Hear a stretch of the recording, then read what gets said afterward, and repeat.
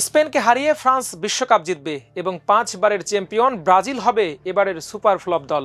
এমন ভবিষ্যৎবাণী শুনে ব্রাজিল সমর্থকরা নিশ্চিত রাগ করবেন। বিরোধীরা হয়তো রাগ করলা বলে ব্রাজিলকে খোঁচা দিতেও দ্বিধা করবে না। তবে সাম্প্রতিক এক সমীক্ষায় উঠে এসেছে এমন চিত্র।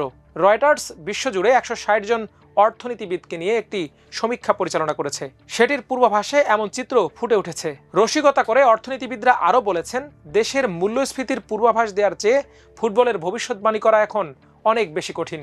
48 দলের 104 ম্যাচের বিশ্বকাপ এবার আয়োজন করতে যাচ্ছে যুক্তরাষ্ট্র, কানাডা ও মেক্সিকো। চলতি বছরের 11 মে থেকে 5 জুন পর্যন্ত রয়টার্স অর্থনীতিবিদদের নিয়ে এই সমীক্ষা চালায়। এতে 35% অর্থনীতিবিদ মনে করছেন ফ্রান্স ফাইনালে স্পেনকে হারিয়ে তাদের জার্সিতে তৃতীয় তারকা যোগ করবে। এর আগে ফ্রান্স 1998 এবং 2018 সালে বিশ্বকাপের শিরোপা জিতেছিল। এছাড়া রানার্স আপ স্পেন পেয়েছে 31% ভোট।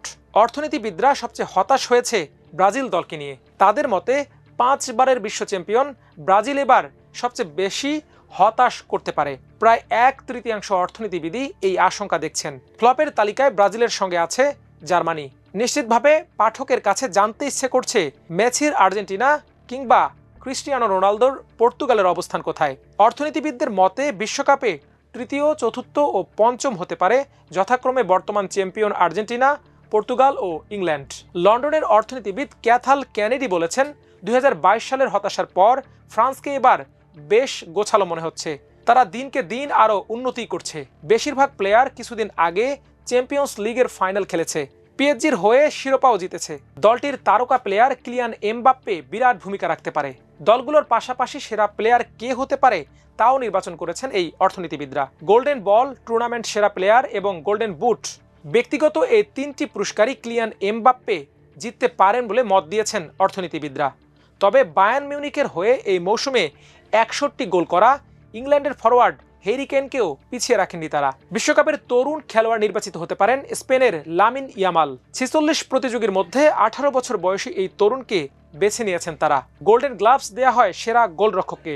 অর্থনীতিবিদদের মতে ফ্রান্সের মাইক মাইগান, আর্জেন্টিনার এমিলিয়ানো মার্তিনেজ এবং স্পেনের উনাই সিমনের মধ্যে থেকে একজন এই পুরস্কার পাবেন। এছাড়া ম্যানচেস্টার সিটির স্ট্রাইকার আর্লি হাল্যান্ডের দল নরওয়ে এবার চমক দেখাতে পারে বলে মনে করেন 21% অর্থনীতিবিদ। এরপরেই রয়েছে জাপানের অবস্থান। তবে কিভাবে হয়েছে এই সমীক্ষা, সেই উত্তর দিয়েছে রয়টার্স। 73% অর্থনীতিবিদই কোনো গাণিতিক মডেলের চেয়ে তাদের মনের ভাবকে প্রাধান্য দিয়েছেন। মাত্র 20% ডেটা এবং মডেল ব্যবহার করেছেন। তবে এটি কি বাস্তবতায় রূপ নেবে নাকি শুধুই গালগল্প, সেটি জানতে অপেক্ষা করতে হবে ফাইনাল পর্যন্ত। আর সে পর্যন্ত চোখ রাখুন আমার দেশের পর্দায়।